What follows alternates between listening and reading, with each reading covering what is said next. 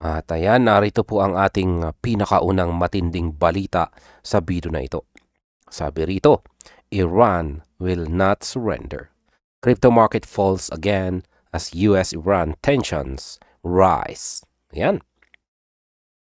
Sa loob lamang po ng ilang oras, ang saya ng market ay napalitan po ng kaba.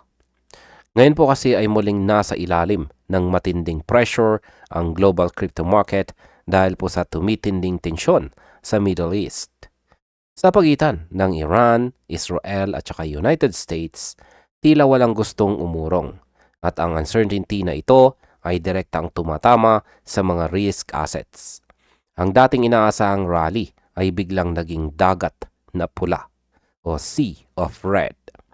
Kaya pag-uusapan po natin dito kung paano ang matatapang na salita ng mga leader ay nagiging sanhi ng bilyong-bilyong dolyar na pagkawala sa bulsa ng mga investors. Ang pangunahing mitsa ng panibagong bagsak na ito ay ang pahayag ni Iranian President Masoud Pezeshkian. Ayon sa kanya, ang Iran ay hindi kailanman susuko.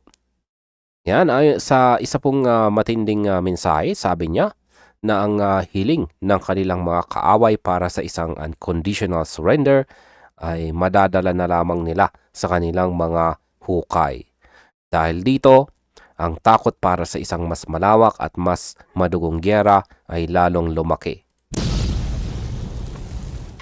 Marahil ay nagtatanong kayo, ano ang kinalaman ng gyera sa crypto? Simple lamang po. Sa tuwing may banta ng digmaan, ang mga traders ay natatakot humawak ng high-risk assets. Ang global market cap ay bumagsak na po sa $2.33 trillion. Isang 3.4% na bawas sa loob lang ng maikling panahon. Ang Fear and Greed Index ay muling sumusubsob dahil po sa kawalan ng katiyakan kung kailan o paano po matatapos ang gulo sa pagitan ng US at saka Iran. Ngayon ay tignan po natin ang pinsala sa bawat isa sa kanila. Si Bitcoin na siyang king of crypto ay nakaranas po ng halos 5% na drop at kasalukuyang naglalaro sa halagang $67,895. Hindi rin nakaligtas si Ethereum na bumagsak po ng 4.75% at nasa $1,981 na lamang. Samantala sa XRP ay hindi rin pinalampas ng tensyon. Bumaba ito ng 2.67% at nasa presyong $1.36. Maging si Solana ay nakaramdam ng bigat na may laglag na 4.4% at nasa $84.49. Ang crash na ito ay mas masakit dahil kasabay ito ng paglabas po ng US Jobs Report kung saan bumaba ang non-farm payrolls ng 92,000. Ang kombinasyon ng mahinang labor market at banta ng gyera ang nagsisilbing perfect storm para lumayo muna ang mga investors sa market. Mayroon pa sanang pag-asa na maayos ito sa pamamagitan po ng diplomatic talks. Pero mukhang malabo na yon sa ngayon. Ang United States ay naglabas ng matigas na paninindigan. Walang deal kung walang unconditional surrender mula po sa Iran. Sa kabilang banda, diretsahan po ang sagot ng Iran na hindi nila gagawin yon laban sa US at saka Israel. Habang nagmamatigasan ang dalawang panig, ang crypto market ay sumasalo ng lahat ng panganib. Ang bawat lingguhang dumadaan na walang kasunduan ay dagdag na kaba para sa mga holders. Ang inaasahang volatility na sinasabi ng mga experts ay nandito na po at tila hindi ito aalis hanggat walang malinaw na direksyon ang usaping pangkapayapaan sa Middle East. At narito na po ang aking opinion naman tungkol dito. Yan sa aking pananaw sa kaganapang ito ay nakatutok po ito sa risk management. Sa panahong ang mga bansa ay nagbabantaan ng giyera, ang market po ay laging magiging emosyonal.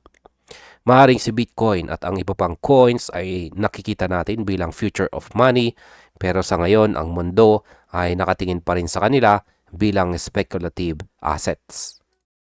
Ang pagbaba ni Bitcoin sa $67,000 at ni XRP sa $1.36 ay hindi dahil sa pangit ang kanilang technology, kundi dahil sa takot ng tao sa kung ano ang pwedeng mangyari bukas. Kaya ang masasabi ko po rito ay huwag pong magpanik. Ang geopolitics ay laging may cycle. May init, may lamig. Kaya mahalaga ay hindi po tayo ma-liquidate sa gitna ng init ng bakbakan. Ang mga strong hands at marunong magbasa ng sitwasyon ang laging nakakaahon kapag ang usok ng giyera ay humupa na.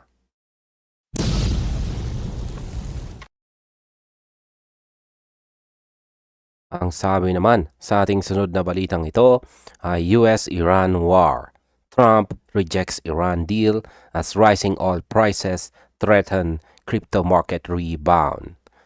Ayan, mainit po ang balita natin na ito. At hindi lamang po ito tungkol sa mga charts, kundi tungkol sa tunay na giyera.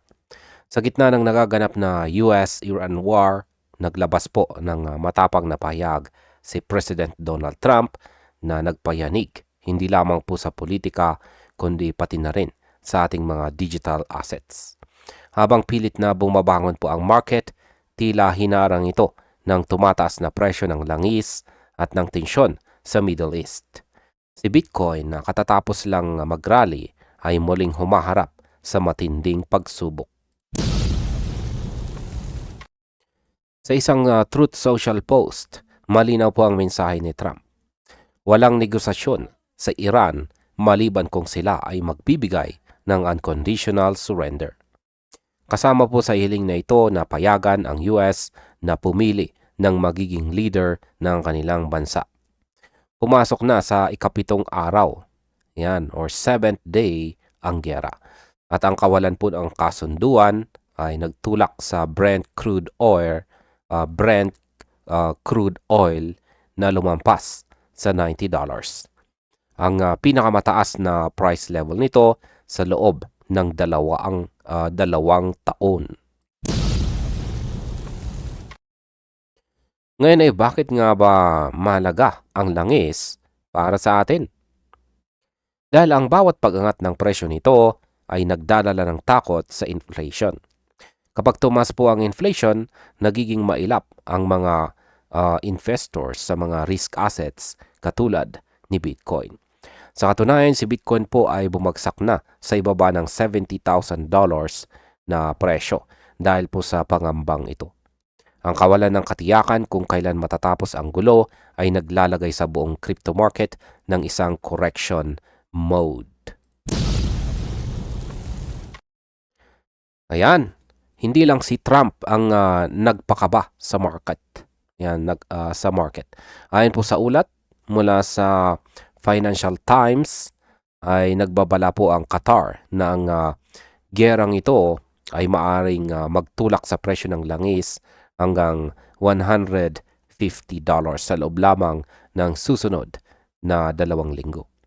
Nagpahayag na rin ang mga bansa sa Gulf na ititigil muna ang produksyon dahil sa mga restrictions sa Strait of Hormuz.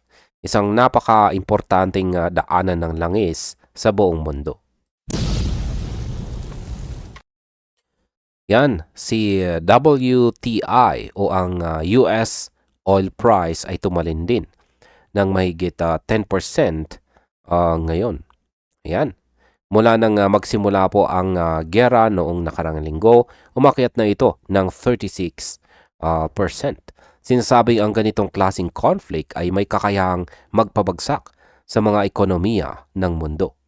Ang nakakatakot na senaryo ay baka maulit po ang nangyari noong taong 2022 sa Ukraine War, kung saan ang mga stocks at maging si Bitcoin ay unti-unting bumigay matapos po ang isang buwan ng tensyon. Maging ang dating US Treasury Secretary na si Janet Yellen ay nagbabala na Yan, ang pagtaas po ng presyo ng langis ay direktang magpapataas sa inflation rates.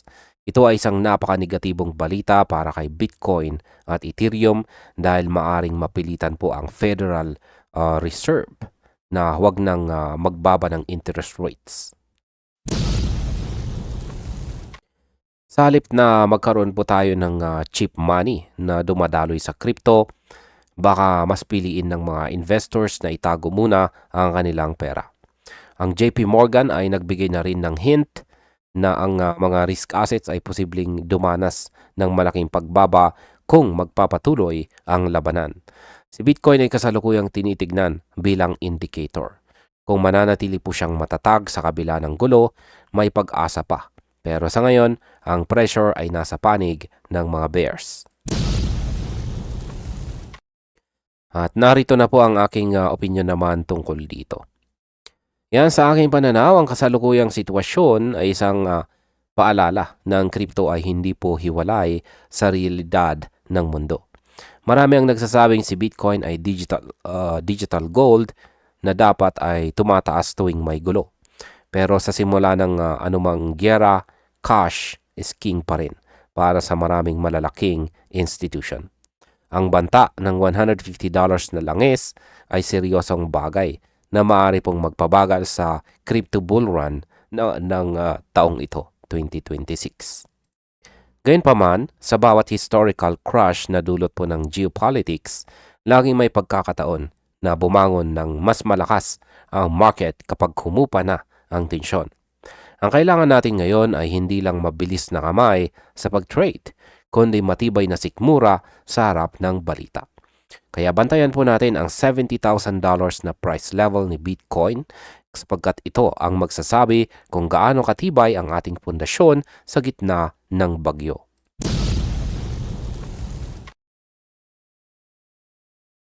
At ayan, update naman po tayo sa Clarity Act. Sabi sa balitang ito ay Clarity Act likely to pass by July, says Kristen Smith. Yan, habang papalipit po tayo sa kalagitnaan ng taong 2026, isang malaking balita ang yumayanig sa mundo ng regulasyon. Ang Clarity Act na inaasahang magbibigay ng malinaw na direksyon sa crypto market ay may malaking tsansang maipasa pagsapit po ng buwan ng July. Ayon po kay Kristen Smith, isang prominenting figure sa crypto policy, ang susunod na ilang linggo ang magtatakda kung tuluyan na bang lalaya ang market mula sa kawalang katiyakan. Handa na ba si Bitcoin, si Ethereum at maging si XRP sa bagong kabanatang ito?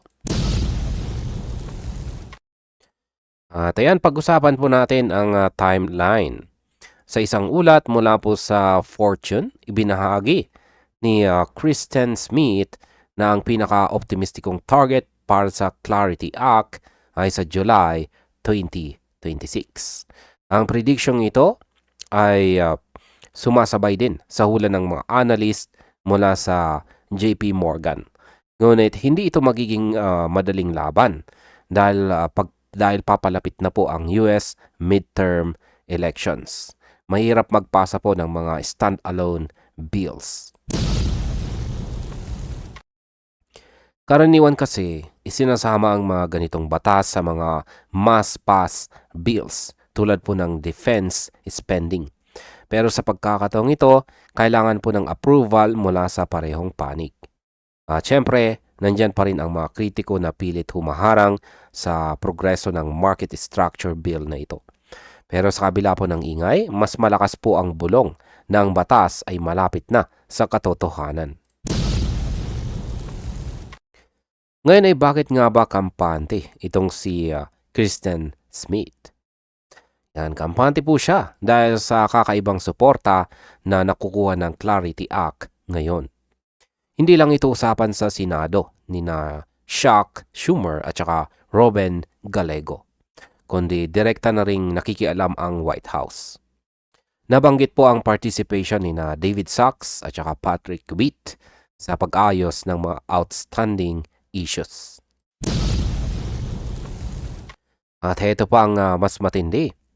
Sa kauna-unahang pagkakataon, ang mga TradFi o Traditional finance firms at mga bangko ay nakikisawsaw na rin. At bakit? Kasi ayaw nilang mapag-iwanan sa kompetisyon at gusto nilang protektahan ang kanilang sariling interes. Kapag ang mga higante na ang nasa lamesa, asahan natin na mas mabilis po ang usad ng negosasyon para sa mga stablecoins at saka market rules. Binigyang diin din ni Smith na ang susunod na 6 na linggo ay napaka-critical.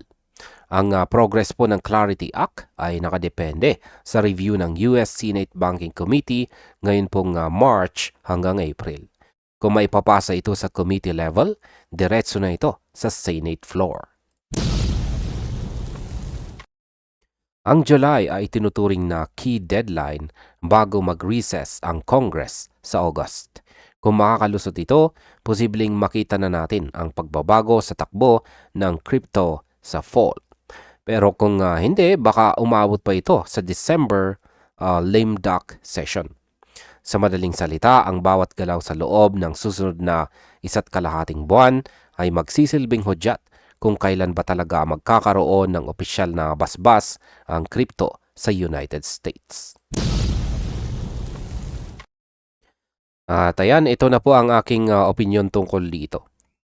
Para sa akin, ang Clarity Act ay ang huling piraso ng puzzle para sa mass adoption. Kapag naging batas na ito, mawawala na ang takot ng mga malalaking institution na pumasok ng todo sa market. Si Bitcoin sa XRP at ang iba pang mga crypto assets ay hindi na ituturing na Wild West, kundi isang regulated at lehitimong asset class. Ang participation po ng White House at ng mga TradFi banks ay sinyales na hindi na nila kayang baliwalain ang industriyang ito. Ang July 2026 ay maaaring maging simula ng golden age ng crypto regulation. Ang tanong na lang ay kung gaano kabilis makikipagkompromiso ang mga mambabatas para sa ikabubuti ng innovation. Ang kalinawan ay palaging pabor sa mga taong handang yakapin ang pagbabago.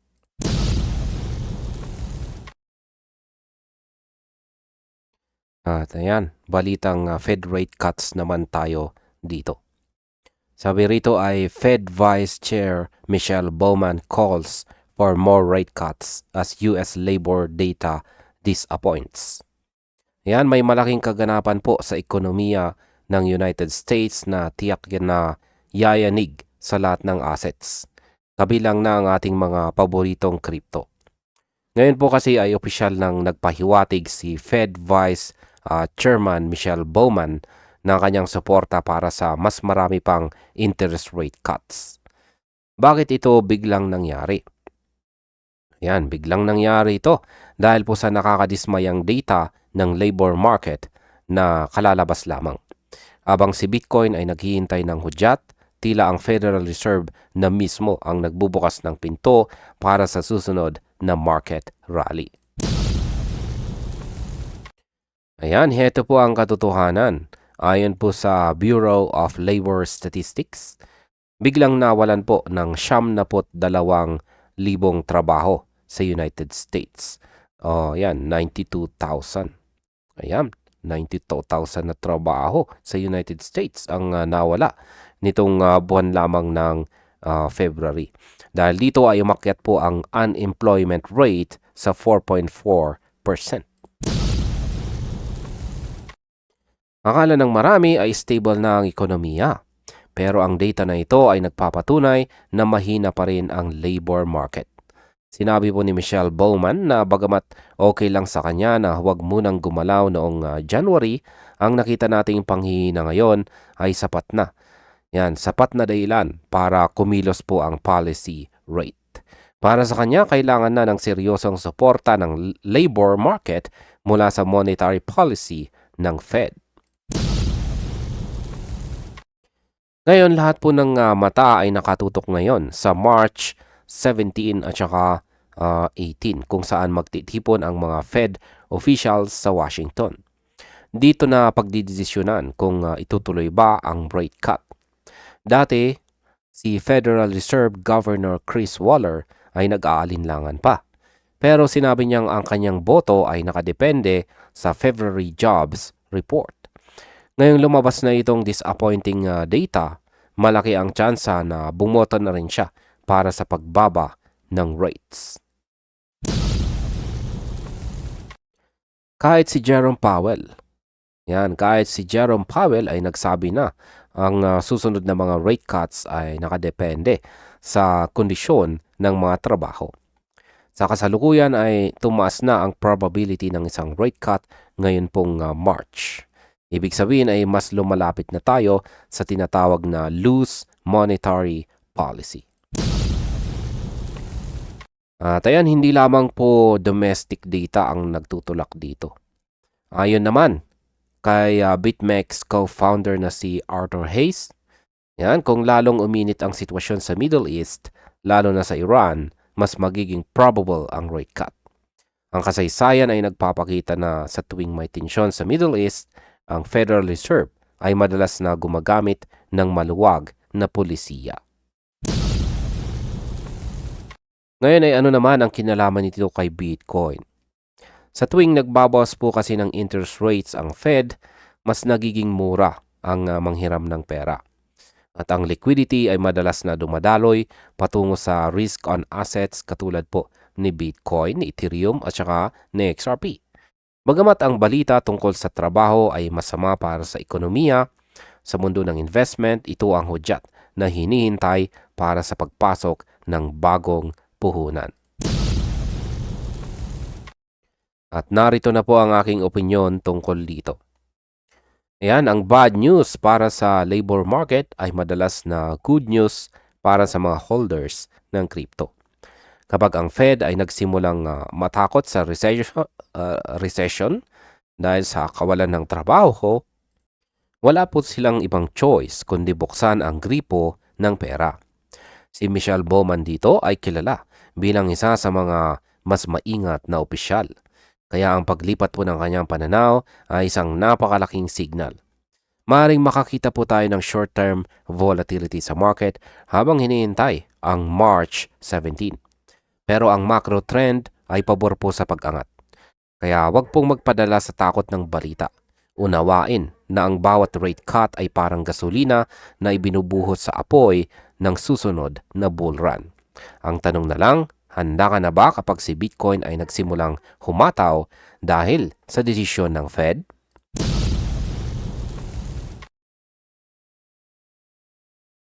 At narito na po ang ating panghuling balita sa video na ito. Sabi rito ay Bitcoin price falls below $70,000 as Iran war drives US oil prices rise to 2-year high. Ayan. Akala natin ay tuloy-tuloy na ang paglipad, pero biglang nagbago po ang ihip ng hangin. Ngayon po kasi si Bitcoin ay nakaharap sa isang matinding pagsubok matapos bumagsak ang kanyang presyo sa ibaba o ilalim ng $70,000 na price level. Habang ang gulo sa pagitan po ng Amerika at Iran ay nagpapatuloy, ang presyo ng langis ay umabot na sa kanyang 2-year high.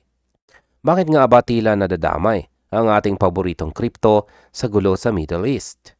Kaya pag-uusapan po natin ang mga huling kaganapan at kung ano ang ibig sabihin nito sa ating portfolio. At ayan, pag-usapan po muna natin ang elephant in the room. Yan po ay ang presyo ng langis. Umakyat na sa mahigit $86 per barrel ang US oil. Ang pinakamataas mula noong July 2025. Kapag tumataas po ang presyo ng enerhiya, natural na sumusunod po ang takot sa inflation. Dahil dito, ang mga risk assets gaya po ng stocks at si Bitcoin ay nakararamdam ng pressure. Maraming traders ang nagulat dahil matapos po ang 2 araw na pag-hold sa itaas ng $70,000, biglang bumigay po ang support. Yan, sa katunayan, pati po ang Nasdaq at saka S&P 500 futures ay bumagsak din. Sa ganitong sitwasyon, mas pinipili po ng mga investors na maging maingat kaysa sumugal. Kaya naman si Bitcoin ay nakaranas ng 4.40% na pagbaba sa loob lamang ng isang araw. Ngayon ay hindi lamang po macro volatility ang kalaban natin ngayon. Ayon po sa on-chain data mula sa CryptoQuant, mahigit 27,000 na Bitcoin ang inilipat ng mga short-term holders patungo sa mga exchange para mag-take profit. Ang mga sellers na ito ay yung mga pumasok lang noong nakarang linggo hanggang isang buwan. Malamang dahil po sa hype ng mga Bitcoin ETF. Dahil ang kanilang realized price ay nasa $68,000 na price level, kahit bumaba po si Bitcoin ngayon, marami pa rin sa kanila ang kumikita, kaya nagmadali na po silang magbenta bago pa lumala ang gulo. Ito ang dahilan kung bakit nakakakita tayo ng matinding selling pressure sa chart. Mayroon din pong mga ulat ng mga wallets na konektado sa malalaking kumpanya tulad po ng Jane Street ay nag-deposit po ng milyong-milyong dolyar na halaga ni Bitcoin sa mga institutional grade exchanges. Habang ang Qatar ay nagbabala ng langis ay pwedeng umabot sa $150 per barrel kung mas lalala pa ang tensyon, tila nagbabago po ang strategy ng mga big players. Dati ay itinuturing nating digital gold si Bitcoin na dapat ay tumataas kapag may gulo. Pero sa pagkakataong ito, tila sumasabay po siya sa galaw ng equities. Ayon sa mga analyst, ang market ay lumilipat mula sa risk-off reaction patungo sa isang inflation-driven environment kung saan ang tumataas na bond yields ang siyang nagdidikta ng galaw. At narito naman po ang aking opinyon tungkol sa sitwasyon na ito. Yan, si Bitcoin ay kasalukuyang nasa isang stress test. Ang pagbagsak sa ibaba ng $70,000 ay masakit para sa mga bago lang sa market. Pero ito ay normal na reaksyon sa ganitong kalaking geopolitical event. Ang tunay na labanan ngayon ay nasa $68,000 to $69,000 support levels. Kung kayang panindigan ni Bitcoin ang mga price levels na ito sa kabila ng gulo sa Middle East, ito ay magandang sinyales ng katatagan. Kaya wag po natin kalimutan na ang mga dambuhalang pag-akyat sa presyo ay madalas nagsisimula sa ganitong mga shakeouts. Sa ngayon, ang pinakamatalinong gawin ay bantayan ang presyo ng langis. Dahil habang hindi po kumakalma ang sitwasyon sa Iran, mananatiling maingay at volatile ang ating paglalakbay. At ayan, hanggang dito na lamang po tayo sa video na ito mga ka-crypto. Maraming salamat sa panonood.